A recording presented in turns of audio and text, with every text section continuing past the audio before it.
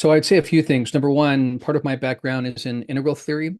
And in integral theory, we have this perspective that everybody's right. And what we mean by that is to some degree, everybody's right. Everyone's got a piece of the puzzle that if different groups of humans have at various points in history followed a certain perspective, is because they were getting feedback from reality telling them that this was legitimate in some way. Now, those are almost always partial, of course, and incomplete, but we need to try to stitch together a fabric that accounts for all of them. So rather than being either purely objectively scientific and believing in reductionistic materialism, or flipping to the other side and just assume this kind of dualistic, there's a spiritual realm controlling the physical realm. Something like that is also too narrow, I think. As I was hinting at earlier, with people like Bernardo Kastrup and Don Hoppen pointing towards the fact that even our notion that we're in I could knock on the table right now and say the physical reality, when we have dreams, and I've tested this, right? I often will be able to lucid dream, and I've tested going around and measuring different things, right? And what I found is that that feels just as consistently physical as our waking state does. So the first thing I think we need to do is do away with this assumption that our waking state reality is somehow more real than our dreamland kind of experiences, our experiences on psychedelics. There's lots of evidence now pointing towards the fact that, if anything, when we're under the influence of psychedelics, what it's doing is diminishing the effect of the filters in our brain that is limiting how much of reality we actually experience. So rather than people saying, well, they're just hallucinating, no, actually, what is happening is the filters are being dampened so that we're open to a broader perspective on what's really always out there. And that often includes encountering different kinds of beings. This is one of the most fascinating aspects about this. A friend of mine went to Peru to take part in a traditional shamanic ceremony, taking an ayahuasca, of which the active ingredient is DMT.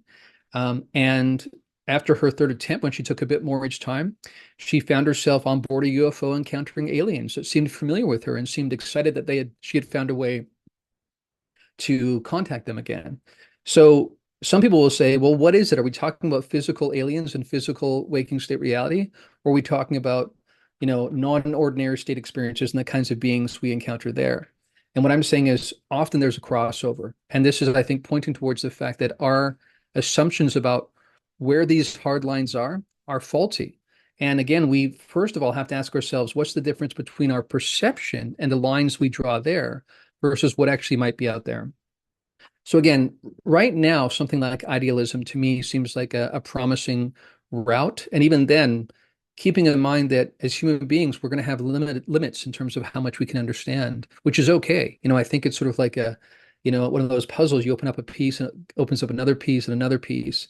Um, but once you start understanding that consciousness may be primary, and there's lots of evidence pointing in that direction, not just from this phenomenon, but also from near-death experiences, psychedelic experiences, on it goes, precognition, different psi phenomena that people experience, the fact that not only do these beings telepathically communicate to us, but there's demonstrable evidence from Dean Radin's work, for instance, if people are interested, that human beings also telepathically communicate, and we often have precognitive dreams. The more you actually pay attention, you see this. So all of these assumptions about time being linear, it being fixed, that this is a physical reality that's fundamentally different than our dreamland experiences, seems to be called into question by this phenomenon. So if we stick with mind, right, and not just mind in terms of idealism, but even layers of mind, like a fractal rolling out of mind, where you have fractal depth, where even you having a clear perspective on who you are, having a clear perspective on me and who I am, that's only a partial aspect of something larger. And when people encounter these beings, as well as sometimes when they're on psychedelics, and for instance, on DMT, people encounter the machine elves, or another kind of intelligence that seems to have some independent existence, because different people from different walks of life will describe encountering the same kinds of beings. Um, it seems to be pointing towards the fact that mental processes are undergirding what we perceive as anything physical, and that there's numerous kinds of ways that can manifest in dreams and psychedelics in waking states. So I think I sort of go back to, what do we know for sure?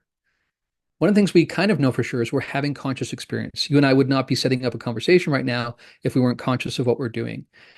make that primary, do away with these lines that we use to separate these different kinds of experiences, and see where we go from there. That's kind of what I think the evidence is pointing towards.